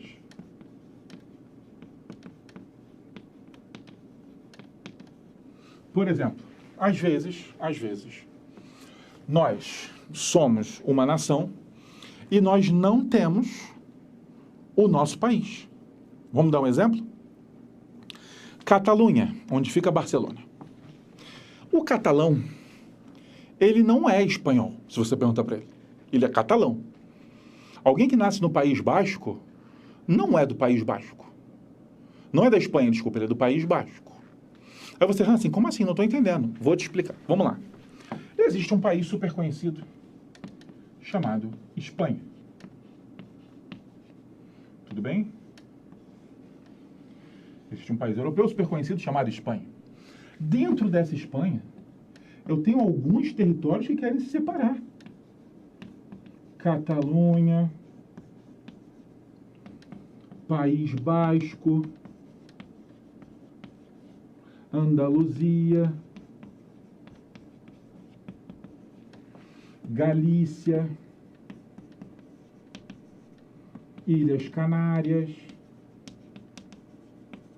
Olha que loucura. Dentro da Espanha, eu tenho várias regiões que, se você pergunta, as pessoas falam assim, não, eu não sou espanhol, não. Eu não sou espanhol. Eu sou do País Basco, tá? Muitas pessoas. Tá bom? Muitas pessoas. Porque essa região, vamos falar da Catalunha, que é mais conhecida, onde fica Barcelona, tá? Às vezes as pessoas não entendem o porquê da rivalidade entre Barcelona e Real Madrid. Querido, Real Madrid foi um time que cresceu e constituiu seu primeiro time de galáctico com dinheiro lavado de nazistas, tudo bem? Um primeiro time de galácticos que ele fez, inclusive a construção do estádio e tal, tem várias tretas aí no meio. O governo de Madrid, ele é o governo espanhol, e é o governo que exerce a influência sobre essas outras regiões que não são independentes. A Catalunha queria ser um país, o País Basco queria ser um país. Tudo bem? Mas não, eles estão submetidos ao governo espanhol, que na visão deles está tirando a sua independência, está explorando eles. tá certo? Está explorando eles. E aí uma coisa que ajuda a gente a entender, por exemplo, vamos lá. Vamos falar de uma das séries mais assistidas de todos os tempos, que vai vir aí a última parte, La Casa de Papel, certo? La Casa de Papel. Vamos olhar para essa série. La Casa de Papel, ela tem uma parte ali que muitas vezes quando a gente aqui no Brasil vê, a gente não percebe, tá? Coisas do tipo, eles bebem uma cerveja chamada Estrela Galícia, que é uma cerveja da Galícia, não da Espanha, da Galícia, tudo bem? Eles fogem, tá, do primeiro roubo num caminhão da Estrela Galícia, tá? Outra coisa, por que às vezes a população fica do lado dos bandidos? Inclusive a gente, né? Muito louco. Você tá vendo um assalto e você tá como? Vai, Tóquio, não faz besteira, sabe? Vamos, lembra? Sabe? E por que você fica nessa loucura vendo a série? E por que as pessoas apoiam? E por que as pessoas estão do lado de fora vestidas de Dali? E por que eles jogam dinheiro do alto? E por que isso tudo? Porque, na verdade, existe uma simbologia para essas pessoas aqui. Por quê? São diferentes nações, são populações com diferentes identidades, tudo bem? Com diferentes identidades, que não se acham espanhóis e que quando vê um roubo, tá, da Casa da Moeda, pegando dinheiro do governo espanhol e distribuindo para a população, existe ali um sentimento de revanche. Existe ali um sentimento de era o mínimo que podia ser feito. Existe um sentimento de Robin Hood, que às vezes as pessoas, vendo La Casa de Papel, não entendem. Acham que é somente não, pega do governo e dá pra gente. Sabe? Não é só isso. Existe ali uma coisa assim, vocês nos exploram há tanto tempo, o mínimo que a gente pode fazer é apoiar eles. E isso explica, em parte, por que na série eles mostram a população apoiando os atracadores. Sabe? Por quê? Por quê? Entende? Por causa dessa questão aqui. Desses separatismos que não se entendem como parte da Espanha. Tudo bem? Tá certo? E um outro exemplo, que caiu agora no Enem Digital, 2 semanas atrás, tá? Vamos botar isso aqui como exemplo 1. Um outro exemplo, o exemplo 2, ó. No exemplo 2, a gente pode falar da questão da Crimeia.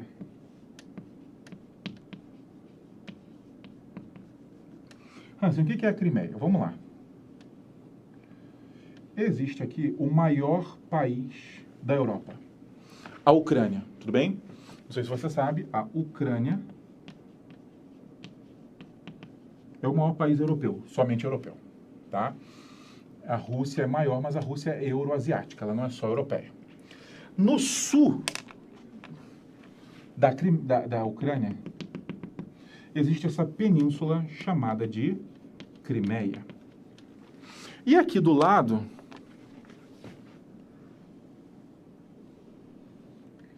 é Rússia. O que acontece? A Ucrânia, isso caiu no Enem, tá? De 2 semanas atrás. A Ucrânia decidiu assinar um acordo com a União Europeia. Com a União Europeia. E a Rússia, obviamente, não gostou disso. Por quê? Porque a Ucrânia é uma área de influência russa, não uma área de influência europeia. Pelo menos é assim desde que o Império Russo tomou a Ucrânia. Dito isso, a Rússia falou, beleza, a Ucrânia pode ir, mas a Crimeia vem para cá. Mas a Crimeia não vai. Argumento russo. E isso, pelo menos, é verdade. A maior parte da população da Crimeia é russa. Tanto é que a Rússia fez uma eleição lá e a população votou que queria fazer parte da Rússia, porque a maior parte da população é russa. Mas a Crimeia ficava na Ucrânia. Mas tem mais. Ali passam gasodutos russos e ali possui uma base militar muito importante da Rússia, que fica numa cidade chamada de Sevastopol. É uma cidade no sul da Crimeia que tem uma base militar russa muito importante. E a Rússia falou, lá tem população russa, lá passa negócio russo, que é o gasoduto, e lá tem base militar russa. A gente, de forma nenhuma, vai perder a Crimeia. Então, o que acontece? A Rússia vai lá e engloba e pega esse território de volta. E isso aqui gerou várias discussões. Várias discussões. Por quê? Por quê? Porque, em tese, o território é o que a gente hoje tanto fala do termo soberania nacional. Em tese, ninguém mexe no território de ninguém, porque o território é exatamente a soberania. Respeitar o território é respeitar o que é da pessoa. Então, quando você, por exemplo, pega uma parte para você, assume essa parte, é como se você estivesse desrespeitando a soberania nacional daquele país.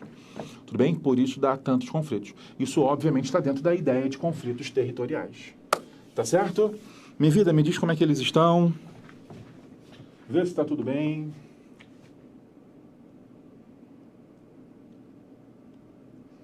Olha o print. Maravilha. Vamos lá. Vamos continuar. Vou apagar, tá bom? Já foi o print, vou apagar. Tô vendo aqui se minha vida me escreve alguma coisa que vocês pediram. Aparentemente está tudo certo. Ó, apaguei, hein? Apagando. Apagando.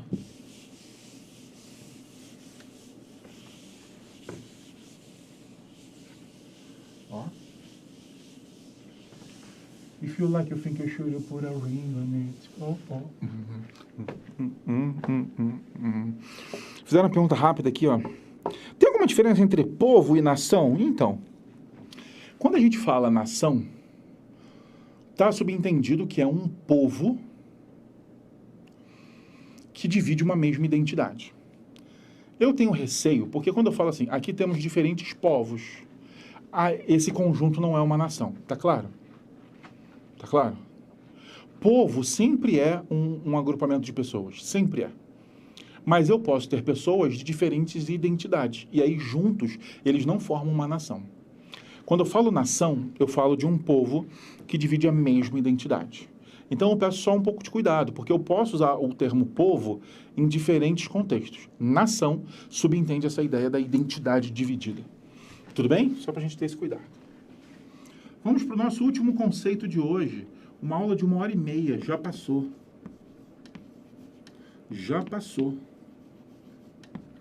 Vamos ao conceito de região, tá? Região simples.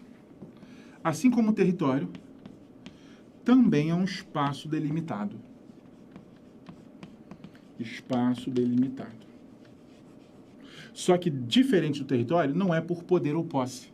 É um espaço delimitado por características comuns. Por características comuns. Então, quando eu falo para você de regionalizar, eu peço para você dividir o espaço a partir de características comuns. Isso é regionalizar. Isso é regionalizar. Tudo bem? Vamos dar um exemplo? Eu tenho um espaço qualquer aqui. E aí, eu quero regionalizar isso aqui. Hansen, como é que eu regionalizo? É simples. A gente precisa sempre de um primeiro passo. Qual é o primeiro passo para se regionalizar? Primeira coisa que se faz. A gente precisa estabelecer um critério. Eu vou regionalizar por quê? Regionalizar por quê? Depois, a gente faz o quê? A gente vai dividir, respeitando o critério. Depois disso, você vai ter regiões. Então, vamos lá, vamos botar um critério? Por exemplo, imagina que eu tenho aqui, o meu critério vai ser, por exemplo, idade, tá? Idade. Eu vou botar um maisinho para todo mundo que tem mais de 58 anos. E eu vou botar um xizinho para todo mundo que tem menos de 58 anos. Ficou fácil? Se eu fosse regionalizar por isso, eu faria isso aqui, ó. Pronto. Dividi isso aqui em duas regiões. Qual foi o meu critério? Nesse caso aqui, meu critério foi idade. Poderia ser outro critério? Claro, claro. Eu posso fazer por clima. Eu posso fazer por renda. Eu posso fazer por grau de violência. Eu posso fazer por grau de casos diários de Covid. Eu posso fazer a partir do critério que eu quiser. Mas aí o que eu faço? Eu vou fazer o critério e vou dividir. Como é que vai ser essa divisão? Ela vai acontecer como? Eu vou agrupar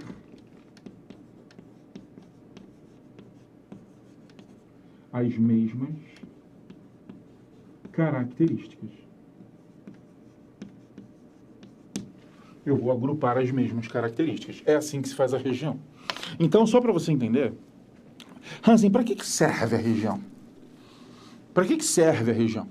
A região é uma ferramenta fantástica de estudo e gestão política. Ó, ela é uma ferramenta incrível de estudo e gestão. Você quer ver um exemplo? Vamos falar de uma regionalização virtual que a gente faz aqui com vocês? Essa aula que você está assistindo é uma aula de aprofundamento em geografia. Ela não é uma aula para todo mundo, ela é uma aula para quem precisa aprofundar em geografia. Perceba que a gente está falando aqui de conceitos, de várias coisas que não necessariamente alguém que quer fazer engenharia precisa, ou alguém que quer fazer medicina precisa. Certo? Para isso nós fazemos o quê? Separamos, olha o que a gente fez, fez um critério. Qual é o critério? A área que você vai seguir. Exatas, biomédicas, humanas ou econômicas. Primeiro critério. Segundo, a gente vai dividir, agrupando as pessoas de mesmas características. Alô, todo mundo quer aluno de exatas, todo mundo quer aluno de biomédica, todo mundo quer de humanas, todo mundo quer de econômica. Uma vez que a gente fez isso, a gente pode usar como uma ferramenta de gestão. Como assim? Aí, já que eu sei que você é de exatas ou você é de humanas, eu vou dar para você aula de humanas, material de humanas, texto de humanas, exercício de humanas. Agora, leva isso para a sociedade. Imagina se eu dividir a sociedade e sei, população de menor renda. Eu já sei que quando eu separei esse espaço, ali eu preciso fazer mais atividades públicas, mais atividades do Estado. Imagina eu separei numa área mais violenta. Ah, eu separei a cidade por violência. Beleza, então eu já sei onde eu preciso ter mais cuidado, mais efetivo policial, mais investimento. Ah, eu separei a cidade por quantidade de crianças. Então eu sei onde eu vou ter que botar mais escola. Quando a gente, em tese, vamos lá, em tese, vamos dar um exemplo aqui. Me veio agora. Quando a gente faz no Brasil uma região chamada de Polígono das Secas, em tese, isso aqui é uma ferramenta incrível de gestão pública. Por quê?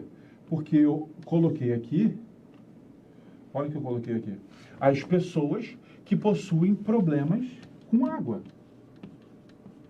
Eu já disse, eu já separei quais são as pessoas no Brasil que mais têm problema com água. Logo, eu tenho que usar isso como uma ferramenta de quê? Uma ferramenta de políticas públicas para levar água para a região. Em tese, a gente usa isso como uma ferramenta de gestão pública. Eu uso isso para administrar, tudo bem? Eu posso usar isso para estudar também? Claro. Sabe o que você pode fazer agora? Você pode abrir o Google e escrever Polígono das Secas. Sabe o que você vai ver? As áreas do Brasil que possuem maiores problemas de seca. Então, em vez de você ficar estudando cidade a cidade, onde é que tem problema de seca, abre lá no Google, vai estar o Polígono das Secas. Você vê, então essa aqui é a parte... Você vai descobrir, por exemplo, que o norte de Minas Gerais é parte do Polígono das Secas. A região do Vale do Jequitinhonha. E aí você fala, beleza, então eu estudei. Só que isso também é ferramenta de gestão pública, ou deveria ser, tá bom? Perguntaram qual é o critério de regiões do Brasil. Gabriel, é triste te responder isso. O critério de regionalização oficial do Brasil é a posição geográfica.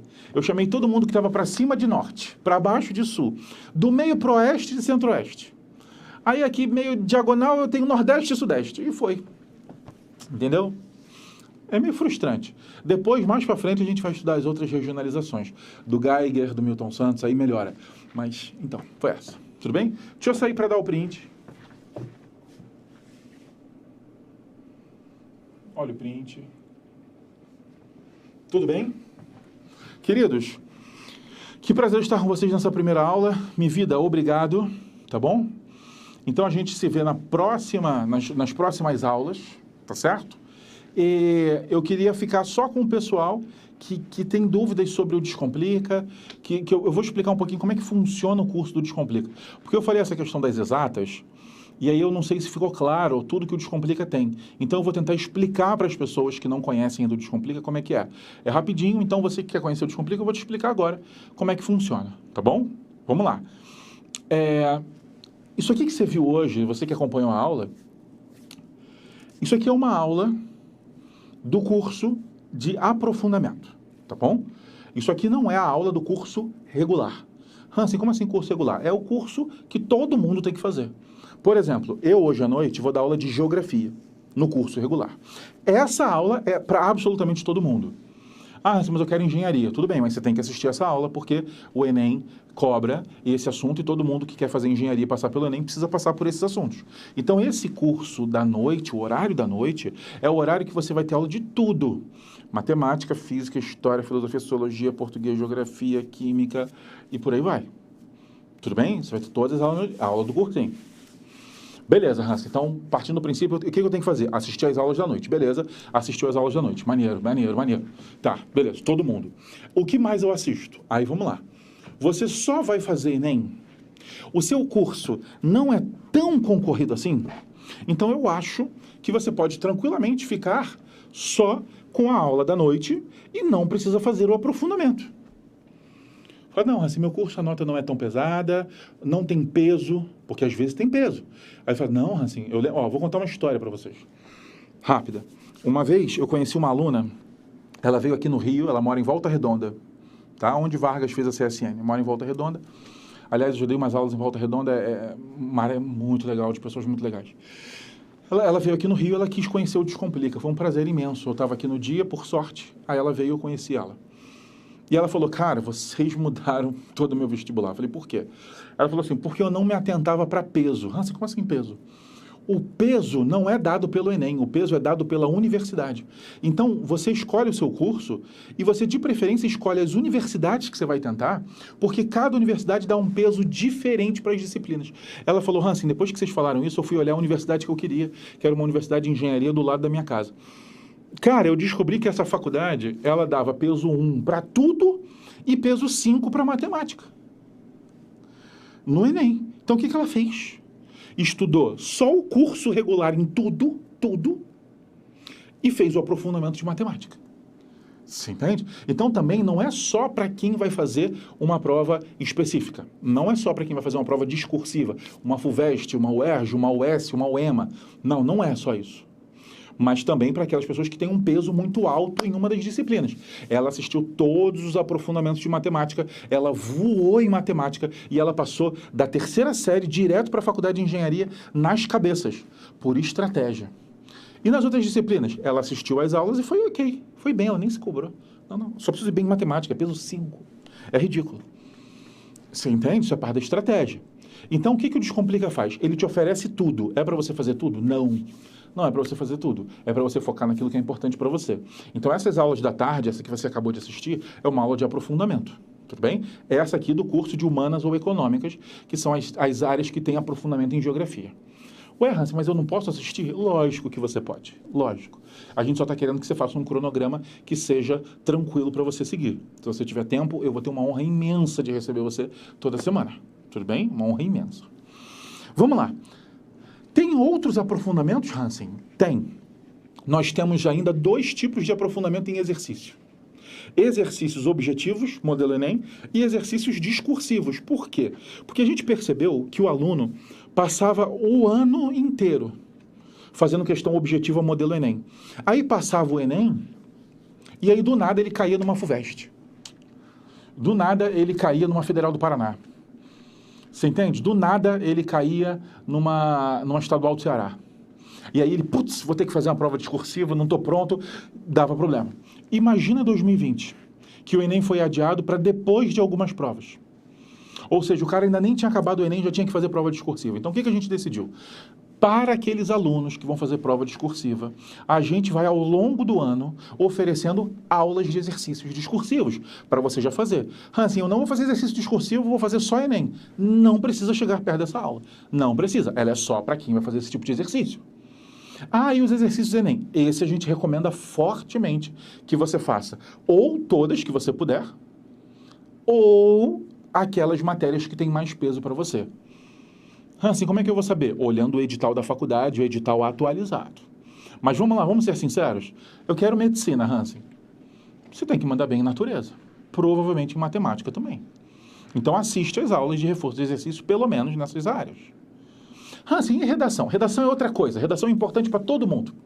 Então, além das aulas de redação, a gente tem aulas de reforço de redação. Então, olha só, você tem a aula normal de redação, que você vai estudar com o Rafael Cunha, você vai amar. E nós ainda temos reforço de redação. Aí sim, isso é importante fazer, porque redação vale 1000, redação vale muito para todo mundo. Então a gente sugere fortemente que você faça aula de redação e assista o reforço de redação. Hansen, eu não posso de tarde, eu faltei. Acabou, isso é passado. Isso é passado, tá? Como assim acabou? Não, você pode assistir a aula depois. Não precisa assistir na hora, você pode assistir depois. Inclusive, se você assistir depois, você pode me acelerar. Passa mais rápido. Dá para entender bem. Você se acostuma. Hansen, faltei. Não existe faltar. Não existe faltar. As aulas foram gravadas. Você perdeu agora, você assiste depois. A gente aqui te ensina a fazer um cronograma, inclusive que você planeja o momento da semana em que você assiste às aulas que você perdeu. Acabou essa história de faltar. Não precisa mais faltar. Nossa, eu tô doente, não tô conseguindo fazer nada. Vai descansar, pelo amor de Deus, vai cuidar da sua saúde. Depois você assiste o que passou. Nossa, aniversário da minha mãe. Pelo amor de Deus, vai ficar com a sua mãe. Pelo amor de Deus. Depois você assiste às aulas. A gente está falando de outra perspectiva de estudo, gente. Então, assim, não se prenda somente ao horário. A aula de reforço de redação é de tarde, eu não posso. Isso não existe. Você vai assistir a hora que você puder. E, aliás, falando em redação e exercício, o Descomplica, eu falo isso com bastante orgulho, tá? Porque eu estou no Descomplica há muitos anos já, gente. Eu e o Descomplica nos conhecemos e flertamos e nos acertamos no meio para o final de 2012. Estamos em 2021, olha que loucura. Então, é interessante isso, porque eu vi muita coisa aqui. Participei de reuniões muito legais sobre como as coisas seriam, como poderia dar certo. Para mim é um orgulho, sabe? Hoje eu lamento, hoje eu estou muito distante disso, eu basicamente dou aula, mas eu já participei de coisas muito legais aqui. E aí, uma coisa que eu sinto muito orgulho é que o Descomplica, ele muda todo ano. E ele muda, acrescenta coisas que vocês pedem. Então é por isso que eu acredito muito no que a gente faz aqui. Fora que eu acredito claramente no aprendizado. Eu vejo as histórias que eu conheço, os alunos que vêm falar com a gente, eu vejo que vocês aprendem isso, que me dá motivação demais para continuar. Por que eu estou falando isso? Porque vocês pediram, então o Descomplica aumentou para 6 redações corrigidas por mês. Hansen, mas já era 4, já era uma por semana. Então, a gente imagina que mesmo oferecendo 6, a maioria das pessoas vai fazer 4. Por quê? Porque 4 é lindo. 4 é lindo. Uma redação por semana, você está muito bem. Esse é o ritmo de quem tira 1000, tá bom? Uma redação por semana. Mas a gente sabe que às vezes as pessoas oscilam ao longo do ano. E às vezes passam um tempo que não mandam todas. E às vezes elas querem correr atrás do tempo e aí elas querem fazer mais. Então a gente descobriu que o número de 6 redações deixava as pessoas mais confortáveis. Aquela pessoa que quer dar um gás faz 6, a outra faz 4, no mês de férias ela faz 2, aí ela compensa no outro, faz 6. Então você tem 6 redações corrigidas por mês. 6. Outra coisa, exercício. Você tem todo final de aula uma lista de exercício com gabarito comentado e resumo. Além disso, você tem ferramenta de exercício para fazer qualquer hora. Além disso, você tem aula de exercício. Além disso, você tem avaliação semanal, que são mini simulados para saber como você foi. Tá? Ou seja, nós temos exercícios de várias maneiras. Você, caraca, eu senti que ano passado eu não fui bem, porque eu estudei, mas não fiz exercício. Tem exercício do jeito que você quiser. Do jeito que você quiser. A gente ainda tem, por exemplo, agendas que você pode adequar à sua realidade. Hansen, eu tenho tempo no final de semana, na terça e na quinta. A gente faz uma agenda, a gente monta de acordo com o planejamento para você e a gente ainda manda kits de exercício para você fazer. Mas e as dúvidas? Tudo bem, nós temos monitorias. Ou tira dúvidas, que é o quê? Que você faz os exercícios numa semana e aí na semana seguinte tem uma aula só para tirar as dúvidas desse exercício. Tá? Isso tudo porque vocês foram pedindo, a gente foi fazendo. Outra coisa que o Descomplica fez, e que eu obviamente me sinto muito feliz por isso, é que nós temos 2 aulas de atualidades por semana. Uma Atualidades Brasil, que é comigo, e uma Atualidades Mundo, que é com o João Daniel, um gênio, você vai adorar conhecer. Tá? Então, 2 aulas de atualidades toda semana, toda semana, é realmente muito impressionante. E durante a pandemia, a gente percebeu novas necessidades em que a gente fez durante a pandemia e que a gente vai continuar. Então, por exemplo, uma coisa que eu adorei é a gente fez um clube cultural em que a gente debate série, debate filme. A gente debateu, por exemplo, o filme O Poço. A gente debateu, por exemplo, o filme Parasita. E, assim, debates riquíssimos, muito, muito, muito interessante. Muito legal. Tudo bem? Então, eu acho importante essas coisas que a gente trouxe na pandemia. Clube do livro, aula com psicólogo, aula com nutricionista, aula de educação física para você fazer em casa. Então, isso tudo a gente foi acrescentando porque a gente percebeu que era uma necessidade das pessoas que estavam em casa. E a gente sabe que as coisas não vão voltar totalmente. As pessoas descobriram que dá para fazer muita coisa de casa.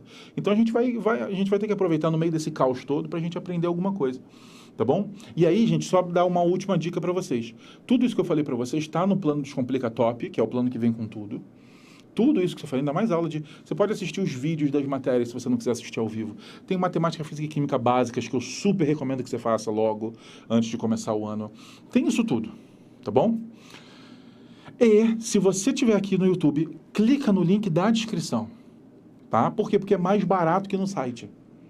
Então não deixa, não deixa, pelo menos clique e deixa o link aberto, para você aproveitar o preço. Eu sei que esse preço expira, então não demora muito. Clica aqui porque no site é mais caro, tudo bem? Então aproveita, clica aqui embaixo no link da descrição, tem um link para assinar o Descomplica. Sabe isso tudo que eu falei para você? Lá você vai poder ler. Poxa, e aí eu acho bom, dá uma lida, entenda, veja, fala, caraca, é a minha realidade, menos de R$1 por dia, assim... Sabe? Compara com o preço de curso, você vai ver que vale muito a pena. Assiste as aulas de medicina, faz tudo. A gente só pede comprometimento, porque não tem como ser diferente. Não dá para você passar sem estudar. É o que a gente pede em troca. Tá? Vem e estuda com a gente. Assiste a aula, tira dúvida, faz exercício. Se você fizer, a gente sabe que vai dar certo. A gente acredita muito. Então, para ter o Descomplica Top, esse preço não existe no site, ele só existe aqui. Clica no link aqui embaixo, pega o link da descrição e vai lá. Tudo bem? Eu vou me retirando agora, porque eu vou me preparar para daqui a pouquinho dar aula de Atualidades Brasil. Tudo bem? Então eu volto daqui a pouco, a aula vai continuar aberta no YouTube, quem quiser assistir